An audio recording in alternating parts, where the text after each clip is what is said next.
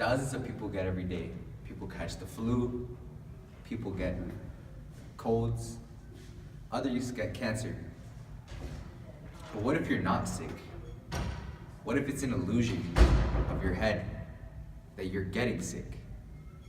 Well, that's exactly what hypochondria is. It's an illusion of you getting sick. Despite doctors saying that you're not sick, you really are sick. They will run tests. They will do experiments on you. But the reality is that you will still think you're sick. Well, this is a very common mental illness. A mental illness that Drew is gonna show you today. Drew has this mental illness. And today, we're gonna discover what his life is from every day to every day. Hey, son. We're all gonna go fishing on Papa's boat later. He's taking it out to the lake. Everybody's gonna come. You wanna go? No. Why not? It's gonna be fun. The whole family's gonna go. Yeah, but you know I'm not fit to go in there. Remember, I have pancreatic cancer. You don't have pancreatic cancer, son. Yes, I do. I can tell. We've been to the doctors. We got a second opinion, a third opinion. They all say that you're fine. There's nothing wrong with you. Look, you and the doctors don't have to sugarcoat anything. You could just be honest, if I do. Son, why would they lie? They actually make more money if you are sick. You will have to go for treatments. I'm young. They probably just don't want to hurt my feelings. I don't think that's the case. The real truth is, son, there's nothing wrong with you. You're perfectly fine. They checked you for every disease under the sun. Because last year it was a different disease. And 6 months before that, you had something else. All proven by the doctors to not be in existence in your body. You are a perfectly healthy young man. That's not true. It is true. Why would they lie? They The just tests do. don't lie. I can feel it. I don't think you feel anything. I think you would actually feel better if you would get up and go out and do things. No. What was that? I don't want to go. I think you My should stomach go. hurts. Your stomach doesn't hurt. Maybe you need to eat something. You know, I'll just lose my appetite. I'll just throw up like everyone else does. And you've been vomiting? I haven't seen you vomiting. I can feel it coming every time I'm about to eat. Look how much weight you've lost because you don't eat any food. There's nothing wrong with you. The doctors have said there's nothing wrong.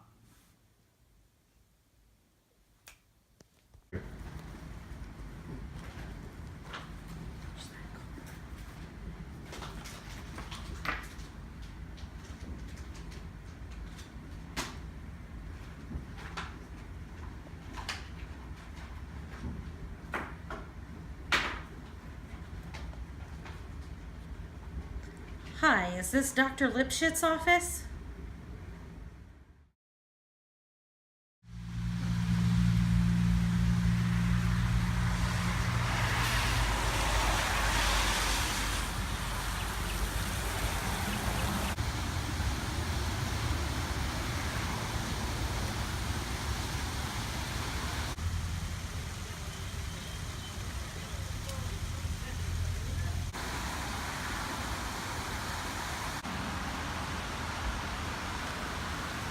Are you Dr. Lipschitz? Yes, I am. And you must be Drew Cullen. Yeah, my mom wanted me to see you. I don't even know why I'm here. I should be seeing a physical doctor, not a therapist. All right, Mr. Cullen. Well, come and take a seat and let's talk about what you need help with. Okay.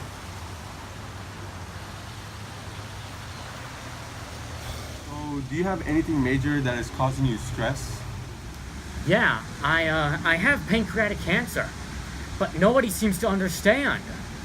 I mean, I'm having like symptoms. It's kind of obvious to me. Okay. Tell me why you have pancreatic cancer. Lately, my skin's been itching. You ever hear that? That's a common mild symptom of pancreatic cancer. And I'm always having aches in my stomach and my back. I mean, I just had them recently too. And also, I've been noticing, I've been losing weight a lot too. So how drastic was the weight loss? Last week, I weighed 125. Now I'm 122. Well, I've also been having a really loss of appetite lately. Well, maybe it's because of all that stress you've been building up to make you believe that you have pancreatic cancer. So here's my next question. Do you have any history of abuse or neglect of any kind? Yeah. When I was 7,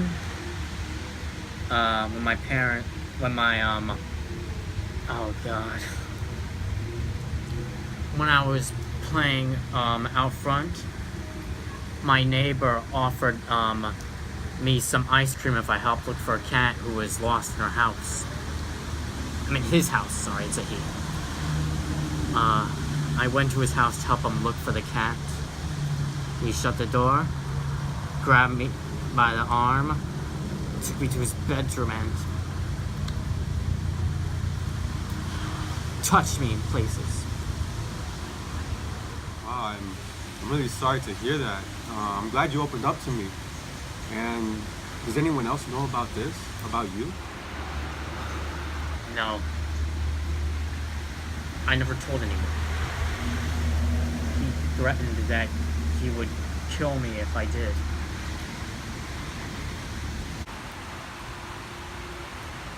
The guy died 3 years ago.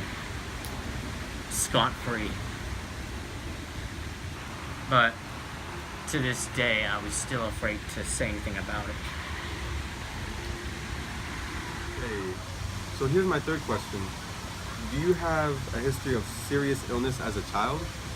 No, nothing different other than your common cold and your yearly flus. I see. Okay. Do you have any relatives that had any serious illness? Yeah, my great uncle Ronald had brain cancer. They went through all the treatments, such as chemos, surgeries. None of it helped. He lost some memories. He wasn't him anymore. He used to be happy and jolly, but then he got crazy. He would start yelling at people over the simplest stuff. I accidentally spilt my drink on him one time when I was little, and he just punched me for it.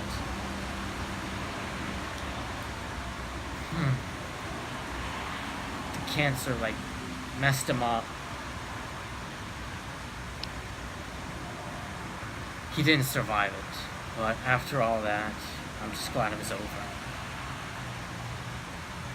Wow, that was very interesting. Very deep thing that you told me. Of course, at that time, I didn't know exactly what cancer was. Mom explained it to me, and I asked what it was. Then she told me all about it and how dangerous it is for you. It could happen to anybody. So I just got panicked over cancer. I went through a lot of books. I learned that brain cancer wasn't the only type of cancer. There's lung cancer, leukemia cancer, lymphoma, pancreatic cancer, which is, kind of obvious of what I have. I mean, I could tell I have it. Why doesn't anybody believe me? Why don't you believe me? Well, I'll tell you why I don't believe you. Before this session, I've contacted the doctors you have visited, and they told me everything that you have been experiencing are just normal body reactions. I don't believe you. You got to have proof that you contacted all my doctors. Well, I do have proof, and here's a doctor's note.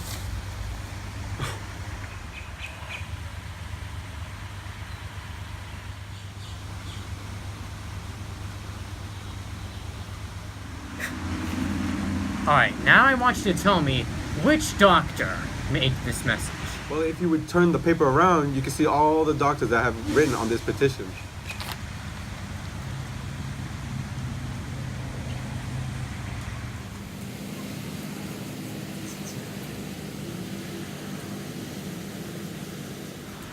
Okay, look, I understand you're a bit sugarcoating it all, but make it blatant out and admit to me if I have cancer or not.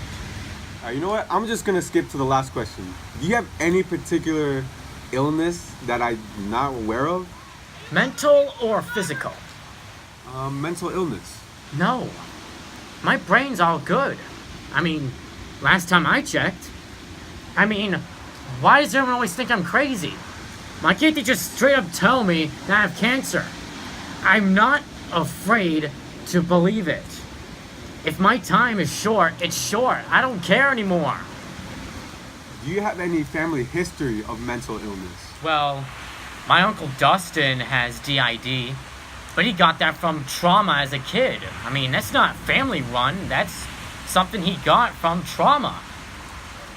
So I've been looking through my notes and responses that you gave me through my questions. I've come to the conclusion. Conclusion of what?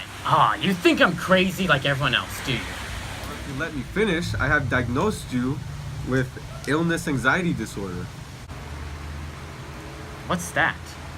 Well, it used to be called hypochondriasis, which is a mental disorder making you believe that you have a disease because of these small physical symptoms that you've been experiencing. So you're telling me that all this is just in my head? Well, it's all this fear that sprung up on you of your great uncle having cancer. So what should you do for me, or what should I do for myself? So there are two main treatments to help you. There's a therapy called cognitive behavior therapy or a pill called SSRI. Well, judging by my schedule, I don't have enough time for therapy, so I'll take the pills. All right, no problem. I'll make a prescription for you. Alright, is this like completely treatable? Like, will this get rid of it, or is this just like a little treatment for like my permanent disorder? Well, it will help you greatly, but the rest of the job is up to you to take it away. What do you mean, me? Well, for one, you have to stop believing that you have cancer and stop letting all this stress in your life get to you. And just enjoy life. I guess I can do that. Well, it was nice to meet you, Drew, and I hope that you can recover from your mental illness. Well, sure. Thank you for your time. This was actually a pretty interesting experience. Oh, wait! Your prescription. Oh, of course. Have a nice day, Drew.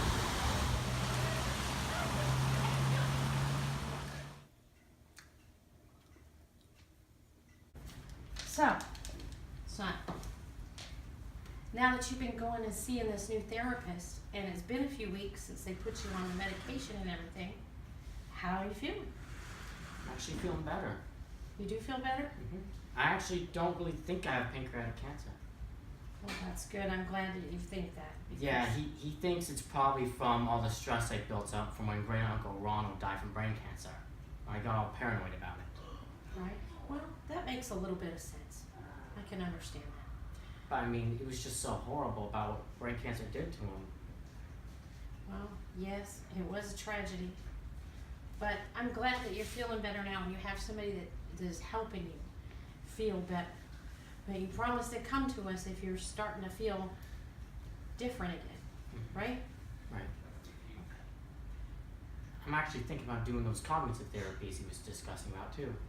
Well, that's good. Every little bit helps, and He says the medications and the therapies does work, but most of the work is from me.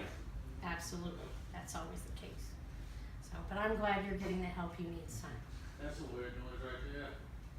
So when's Papa going fishing again?